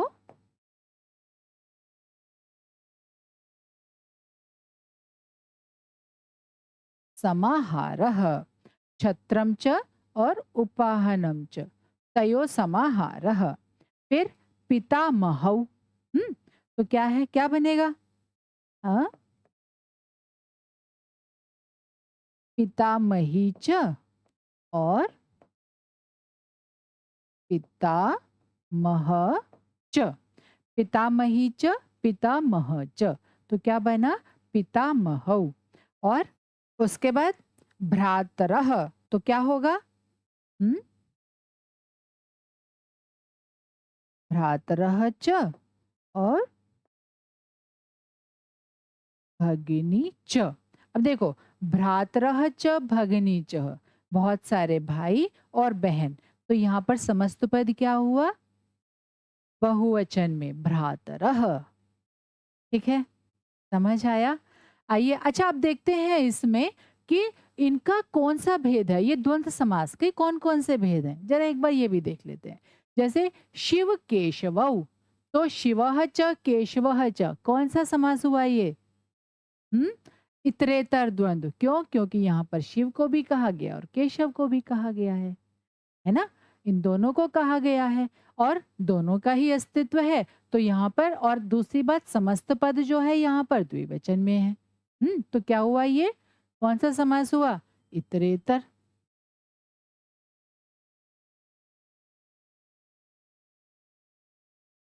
ठीक। हरिहरौ, ये भी इतरेतर। धर्मार्थौ, ये भी इतरेतर। ठीक है। छत्रोपाहनम, यहाँ पर छत्र और उपाहन दो वस्तुओं के बारे में बताया गया है और उनके समूह के बारे में बताया गया है, तो क्या हुआ, समाहार द्वंद्व हो गया। पितामहौ, पितामही च पितामह च, लेकिन जो समस्त पद है वो क्या है, पुल्लिंग में है और द्विवचन में पितामहौ, तो कौन सा होगा ये, हम्म एक शेष, ये हुआ एक शेष द्वंद्व। ठीक है, इसी तरह से भ्रातरः, भ्रातरः च भगिनी च, तो क्या होगा? हम्म, ये भी एक शेष। ठीक है, समझ आया? सबसे पहले तो इसके नाम को ही ध्यान से याद कर लेना, ध्यान से समझ लेना। क्योंकि बहुत से बच्चे क्या करते हैं, जल्दबाजी में मान लीजिए या किसी का सुन के इसको बहुब्रीहि समास कहते हैं। और जब कभी विकल्प में कोई प्रश्न पूछ लिया जाता है ना, कि कोई उदाहरण दे दिया और इस समास का नाम बताइए, तो फिर ऐसे में सब कुछ आते हुए भी वो क्या कर जाते हैं, गलत कर जाते हैं और लगता है बड़ा आसान सा प्रश्न था, इसे तो हमने बड़ी आसानी से कर दिया। बहुब्रीहि समास, बहुब्रीहि नहीं, समास का नाम है बहुव्रीहि समास। ठीक है, अब अब से पहले जो हमने समास पढ़े थे उसमें क्या था, अव्ययीभाव समास, जिसमें हमने पढ़ा कि पहला पद प्रधान होता है। तत्पुरुष समास, जिसमें दूसरा पद प्रधान होता है। फिर आया द्वंद्व समास, क्योंकि कर्मधारय और द्विगु तो तत्पुरुष के ही भेद हैं, है ना। फिर आया द्वंद्व समास, और द्वंद्व समास में क्या होता है, दोनों पद प्रधान होते हैं, दो या तीन जितने भी पदों का समावेश उसमें किया जाता है। और अब बहुव्रीहि समास में क्या है, बहुव्रीहि समास में न पहला पद प्रधान होता है न दूसरा पद प्रधान होता है, अन्य पद प्रधान होता है। अन्य पद मतलब जो भी पद इस समास में होता है या होते हैं, वो किसी अन्य की तरफ इशारा करते हैं, किसी और की तरफ इशारा करते हैं, जो उन शब्दों से पता चलता है, जिसका वर्णन उन शब्दों से पता चलता है, होता कोई और है। तो वो कैसे पता चलता है, उन शब्दों को देखकर, उस समास के पदों को देखकर हम उस तीसरे का अंदाजा लगाते हैं, है ना। ये होता है बहुव्रीहि समास। ठीक, आइए इसको जरा विस्तार से समझते हैं। अन्य पद प्रधानो बहुव्रीहि, अर्थात जिस समास में पूर्व या उत्तर पद प्रधान ना होकर कोई अन्य पद प्रधान होता है, उसे क्या कहते हैं, बहुव्रीहि समास कहते हैं। क्या कहते हैं, बहुव्रीहि, बहुब्रीहि नहीं, बहुव्रीहि समास कहते हैं। जैसे पीतांबरः, अब देखिए पीतांबरः तो क्या होगा, इसका विग्रह पीतम अंबरम यस्य सह, पीला है वस्त्र जिसका। किसका पीला वस्त्र है, अब हमें पहले ये सोचना पड़ेगा। पीतांबरः, पीला है वस्त्र जिसका, अर्थात वह व्यक्ति। तो पीतांबरः कहकर किसी तीसरे व्यक्ति की तरफ इशारा किया गया है।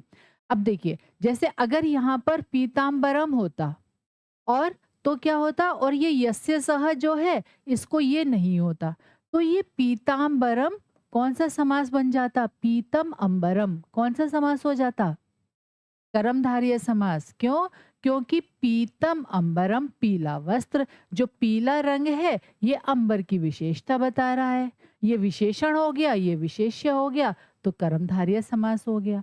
लेकिन इस समास में क्या होता है कि इस समास में जो दिए गए पद होते हैं वो किसी तीसरे की तरफ इशारा करते हैं।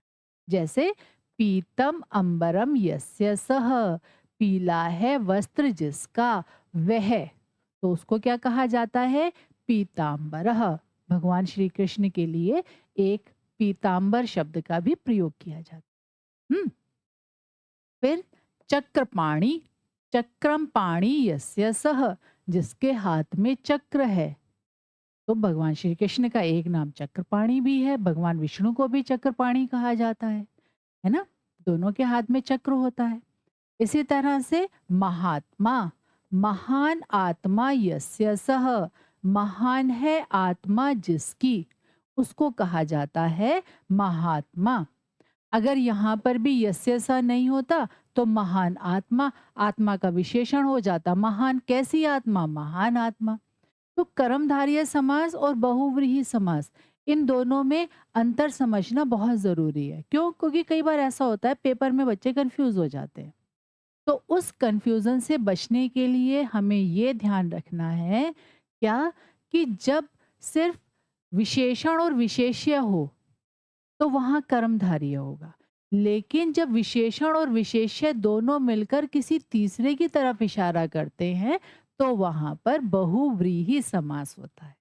हम्म, जैसे पीतम अंबरम यस्य सह, तो पीला है वस्त्र जिसका।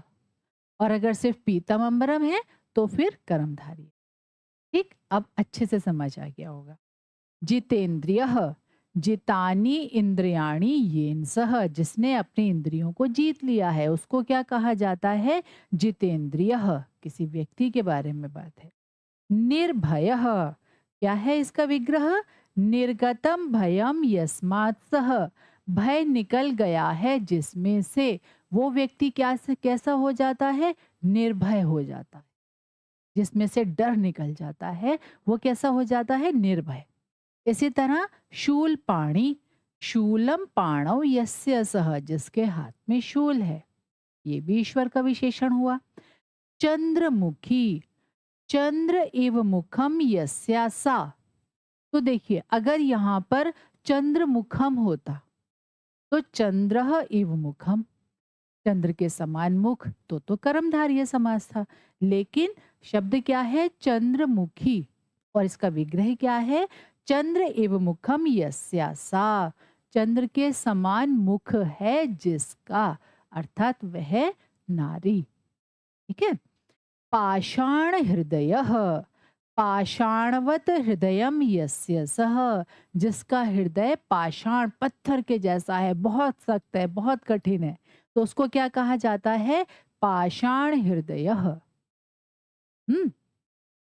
और चंद्रशेखर, चंद्र शेखरे यस्य सह, जिसके मस्तक पर चंद्रमा विराजमान है। कौन है? किसके मस्तक पर चंद्रमा विराजमान है? हम्म, भगवान शंकर, भगवान शंकर के मस्तक पर चंद्रमा विराजमान होता है, तो उनको क्या कहा जाता है? उनको चंद्रशेखर भी कहा जाता है। ठीक है, समझ आया? बहुव्रीहि समास बहुत ही आसान है। क्या? कि जब इसका विग्रह होता है या जो इसका समस्त पद होता है, समस्त पद के अर्थ को हम जब समझते हैं, जब इसको थोड़ा विस्तार से समझने की कोशिश करते हैं, तो ये किसी तीसरे व्यक्ति की तरफ, किसी अन्य की तरफ इशारा करता है, तो वहां पर बहुव्रीहि समास होता है। ठीक है। और फिर क्या है? हमने जब इसका विग्रह किया तो यहाँ पर यस्य सह ये प्रयोग किया जाता है। क्यों? बताने के लिए, उस तीसरे व्यक्ति के बारे में बताने के लिए। जैसे पीतम अंबरम यस्य सह, पीला है वस्त्र जिसका। ठीक। आइए अब थोड़ा सा और उदाहरण कर लेते हैं, अभ्यास कार्य। ठीक। पीत दुग्ध बालकः प्रसन्नः अस्ति। अब देखिए यहाँ पर क्या है? पीत दुग्ध, तो इसका विग्रह क्या होगा? क्या होगा? पीतः और दुग्धः येन सह। अब देखो विग्रह करते समय हमें एक बात का ध्यान रखना है कि जब हम जिस भी शब्द का विग्रह कर रहे हैं उसका सही अर्थ कैसे निकले।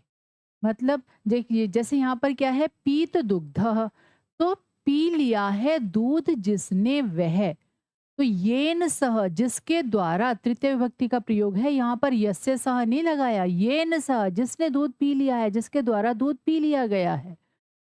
तो जब भी हम समस्त पद का विग्रह करेंगे कहाँ पर? बहुव्रीहि समास में, तो उसके अर्थ के अनुसार ही हम विभक्ति का भी प्रयोग करेंगे। ठीक। जैसे बहुफलः वृक्षः अत्र शोभते, तो इसका विग्रह क्या हो जाएगा? हम्म, बहूनि फलानि, और क्या? यस्मिन सह, बहुत सारे फल हैं जिस पर, यस्मिन सप्तमी विभक्ति, बहुत सारे फल हैं जिस पर वह, वृक्ष अत्र शोभते, बहुत सारे फल हैं जिस पर वह वृक्ष यहाँ शोभा देता है। तो देखिए ऊपर वाले में हमने तृतीय विभक्ति का प्रयोग किया, नीचे वाले में हमने सप्तमी विभक्ति का प्रयोग किया। क्यों? अर्थ के अनुसार, अर्थ के अनुसार, है ना? अधीतम व्याकरणम येन सह पाठयति। अधीतम व्याकरणम येन सह, तो क्या कहेंगे उसको? हाँ, अधीत व्याकरणः, अधीत व्याकरणः। ठीक है। श्वेतांबरा अत्र शोभते, तो क्या बनेगा? श्वेतांबरा। हम्म, श्वेतम अंबरम यस्या सा। श्वेत है वस्त्र जिसके, वह श्वेतांबरा किसको कहा जाता है? माँ सरस्वती को श्वेतांबरा कहा जाता है। तो यहां पर हमने क्या प्रयोग किया? यस्या सा, स्त्रीलिंग। श्वेत है वस्त्र जिसके, वह, है ना? तो श्वेतांबरा अत्र शोभते। अगला, दत्तम धनम यस्मै सह जनः गच्छति। दत्तम धनम यस्मै सह, धन दिया गया है जिसको, क्या होगा? दत्त धनः, दत्तम धनम यस्मै सह, जिसको धन दिया गया है, वह जनः गच्छति, वह मनुष्य जाता है। ठीक है। अब कुछ विग्रह पद हैं, उनका हम समस्त पद बना लेते हैं, ये भी समझ में आ जाएंगे। जैसे रघुकुले जन्म यस्य सह, रघुकुल में जिसका जन्म हुआ है वह, तो क्या होगा? रघुकुल जन्मा। ठीक है, रघुकुल जन्मा, रघुकुल में जिसका जन्म हुआ है। दश आननानि यस्य सह, जिसके 10 मुख हैं। कौन है भाई? किसके थे 10 मुख? रावण के, है ना? अर्थात रावण। प्राप्तम उदकम येन सह, जिसके द्वारा जल प्राप्त कर लिया गया है। किसके द्वारा जल प्राप्त कर लिया गया है? देखिए, कभी कभी ऐसा होता है, जैसे किसी गांव में या किसी जगह पर पानी की कमी हो गई, तो अब क्या होता है? पानी के स्रोत ढूंढे जाते हैं। तो ऐसा गांव जहां पर पानी के स्रोत ढूंढे जा रहे थे और फिर वहां पानी मिल गया, तो उसके बारे में यहाँ वर्णन दिया गया है। तो क्या होगा? प्राप्तम उदकम येन सह, जिसके द्वारा जल को प्राप्त कर लिया गया है वह, तो क्या बनेगा समस्त पद? प्राप्तोदकः, जिसके द्वारा जल प्राप्त कर लिया गया है। फिर पतितम पर्णम यस्मात् सह, पतितम पर्णम यस्मात् सह, जिससे पत्ते गिर गए हैं। पतित पर्णः। ठीक है। फिर अविद्यमानः पुत्रः यस्य सह, जिसका पुत्र अविद्यमान है, जिसका पुत्र ही नहीं है, तो उसको क्या कहा जाएगा? अपुत्रः। ठीक है।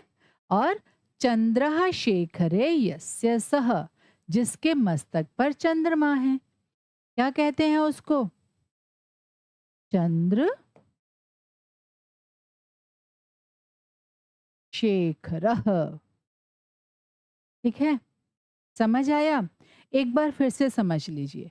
होता क्या है, बहुव्रीहि समास में जब भी हम समस्त पद का विग्रह करते हैं, तो उस विग्रह में आवश्यकता के अनुसार या अर्थ के अनुसार विभक्ति का प्रयोग करते हैं। समानाधिकरण, व्यधिकरण 2 भागों में ये भी होता है, लेकिन आपके जो कोर्स में ये बहुव्रीहि समास के भेद नहीं है, बस सीधा सीधा है, तो इसीलिए मैंने भी इसको भेद न समझाकर इसको सीधी तरह से ही समझाया है। लेकिन फिर भी आपको ये जानना बहुत जरूरी है कि जब भी हम इसका विग्रह करें तो अर्थ के अनुसार विभक्ति का प्रयोग करें। ठीक, जैसे देखिए यहाँ पर एक बार फिर से देख लेते हैं। जैसे पीत दुग्ध, तो पी लिया गया है दूध जिसके द्वारा वह, तो येन सह तृतीय विभक्ति का प्रयोग कर लिया हमने यहाँ पर येन में। और बहुफलः वृक्षः अत्र शोभते, बहूनि फलानि यस्मिन् सह, यस्मिन जिस पर, सप्तमी विभक्ति, जिस पर बहुत सारे फल हैं, वह ऐसा वृक्ष क्या होता है, अत्र शोभते, यहाँ पर शोभायमान होता है। स्त्रीलिंग है तो हमने क्या किया, स्त्रीलिंग का प्रयोग किया। श्वेतम अंबरम यस्यासा, श्वेत वस्त्र हैं जिसके, ऐसा, कौन, श्वेतांबरा, माँ सरस्वती। ठीक है, समझ आया? हम्म आइए एक बार फिर से पुनरावृत्ति कर लेते हैं। क्या पढ़ा आज हमने? आज हमने पढ़ा बहुव्रीहि समास, जिसमें अन्य पद प्रधान होता है और जिसका विग्रह करते समय हम अर्थ के अनुसार ही उसकी विभक्ति का प्रयोग करते हैं। फिर हमने इसके बहुत सारे उदाहरण पढ़े, फिर हमने अभ्यास कार्य किया, समस्त पद का विग्रह किया और जो विग्रह पद थे उनका समस्त पद भी बनाया, ताकि ये और अच्छे से समझ आ जाए। ठीक है, इसी तरह की सरल वीडियो के लिए जुड़े रहिए इंस्टा संस्कृत। जय हिंद।